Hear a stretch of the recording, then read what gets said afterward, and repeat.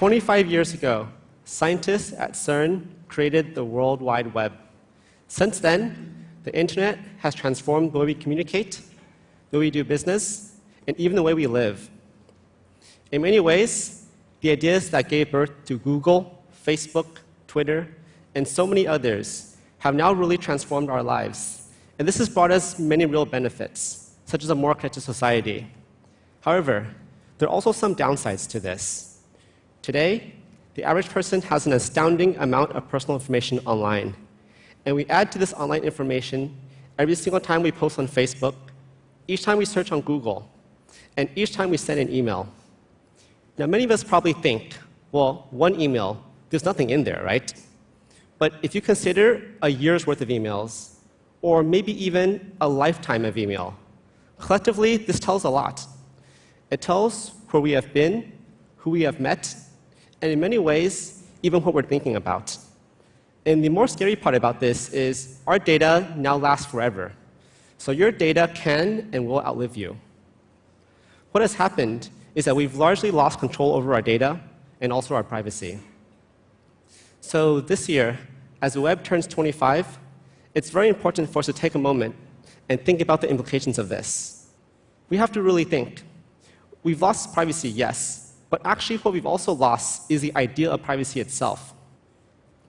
If you think about it, most of us here today probably remember what life was like before the internet. But today, there's a new generation that is being taught from a very young age to share everything online. And this is a generation that is not going to remember when data was private.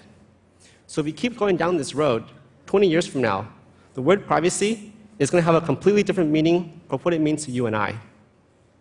So it's time for us to take a moment and think, is there anything we can do about this? And I believe there is.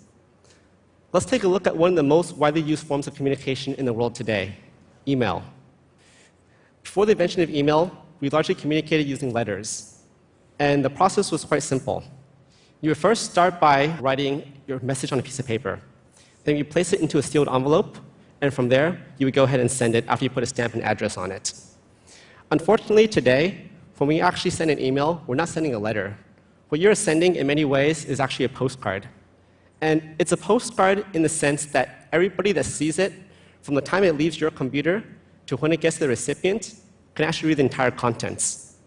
So the solution to this has been known for some time, and there's many attempts to do it. The most basic solution is to use encryption. And the idea is quite simple. First, you encrypt the connection between your computer and the email server. Then you also encrypt the data as it sits on the server itself. But there's a problem with this, and that is the email servers also hold the encryption keys. So now you have a really big lock with a key placed right next to it. But not only that, any government could lawfully ask for and get the key to your data. And this is all without you being aware of it. So the way we fix this problem is actually relatively easy, in principle. You give everybody their own keys, and then you make sure the server doesn't actually have the keys. This seems like common sense, right? So the question that comes up is, why hasn't this been done yet? Well, if we really think about it, we see that the business model of the internet today really isn't compatible with privacy. Just take a look at some of the biggest names on the web, and you see that advertising plays a huge role. In fact, this year alone, advertising is $137 billion. And to optimize the ads that are shown to us, companies have to know everything about us. They need to know where we live, how old we are, what we like, what we don't like, and anything else they can get their hands on. And if you think about it, the best way to get this information is really just to invade our privacy. So these companies aren't going to give us our privacy. If we want to have privacy online, what we have to do is we've got to go out and get it ourselves. For many years, when it came to email, the only solution was something known as PGP, which was quite complicated and only accessible to the tech-savvy. Here's a diagram that basically shows the process for encrypting and decrypting messages. So needless to say, this is not a solution for everybody. And this actually is part of the problem.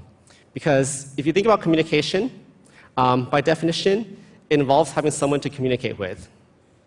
So while PGP does a great job of what it's designed to do, for the people out there that can't understand how to use it, the option to communicate privately simply does not exist. And this is a problem that we need to solve. So if we want to have privacy online, the only way we can succeed is we get the whole world on board. And this is only possible if we bring down the barrier to entry. I think this is actually the key challenge that lies with the tech community. What we really have to do is work and make privacy more accessible. So last summer, when the Edward Snowden story came out, several colleagues and I decided to see if we could make this happen. At that time, we were working at the European Organization for Nuclear Research, at the world's largest particle collider, which collides protons, by the way. We were all scientists, so we used our scientific creativity and came up with a very creative name for our project, Proton Mail. Many startups these days actually begin in people's garages or in people's basements. We were a bit different. We started out at the CERN cafeteria, which actually is great, because look, you have all the food and water you could ever want. But even better than this is that every day, between 12 p.m. and 2 p.m., free of charge, the CERN cafeteria comes with several thousand scientists and engineers. And these guys basically know the answers to everything. So it was in this environment that we began working. What we actually want to do is we want to take your email and convert it into something that looks more like this. But more importantly, we want to do it in a way that you can't even tell that it's happened. So to do this, we actually need a combination of technology and also design. So how do we go about doing something like this? Well, it's probably a good idea not to put the keys on the server. So what we do is you generate the encryption keys on your computer. And we don't generate a single key, but actually a pair of keys. So there's an RSA private key and RSA public key. And these keys are mathematically connected. So let's have a look and see how this works when multiple people communicate. So here we have Bob and Alice who want to communicate privately. So the key challenge is to take Bob's message and to get it to Alice in such a way that the server cannot read that message. So what we have to do is we have to encrypt it before it even leaves Bob's computer. And one of the tricks is we encrypt it using the public key from Alice. Now this encrypted data is sent through the server to Alice. And because the message was encrypted using Alice's public key, the only key that can now decrypt it is a private key that belongs to Alice. And it turns out Alice is the only person that actually has this key. So we've now accomplished the objective, which is to get the message from Bob to Alice without the server being able to read what's going on. Actually, what I've shown here is a highly simplified picture. The reality is much more complex, and it requires a lot of software that looks a bit like this. And that's actually the key design challenge, is how do we take all this complexity, all this software, and implement it in a way that the user cannot see it. I think with Proton Mail, we have gotten pretty close to doing this. So let's see how it works in practice. Here, we've got Bob and Alice again, who also want to communicate securely. They simply create accounts on Proton Mail, which is quite simple and takes a few moments.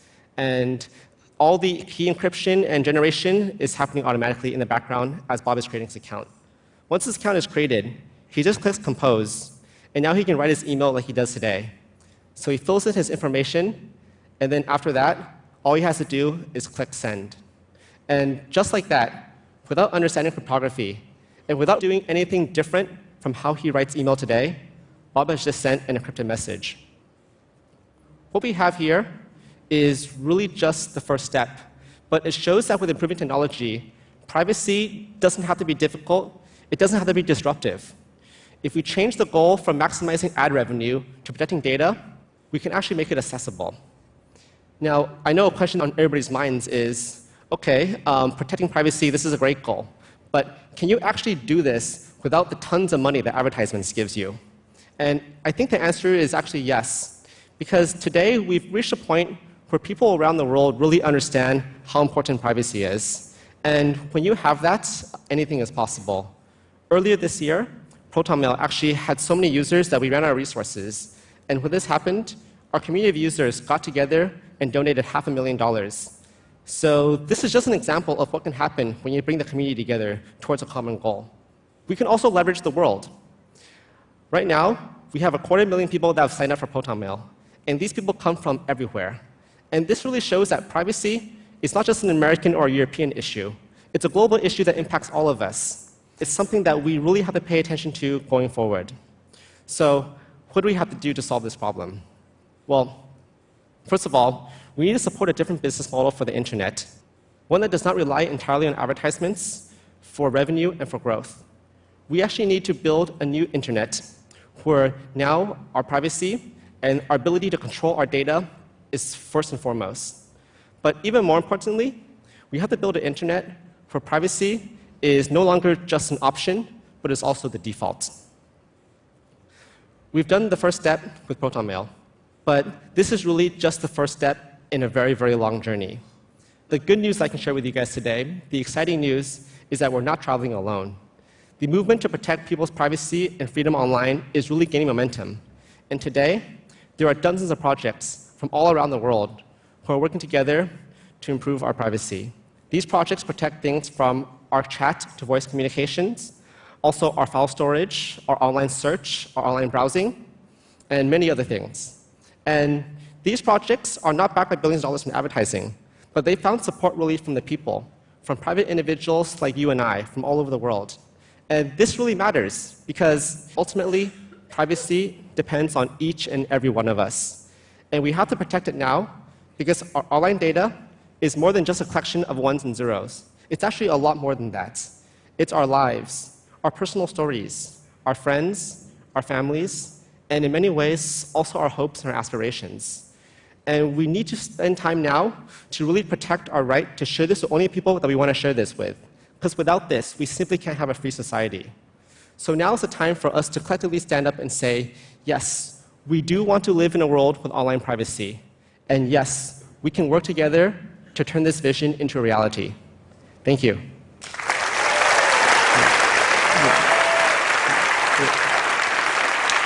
Thank you so much.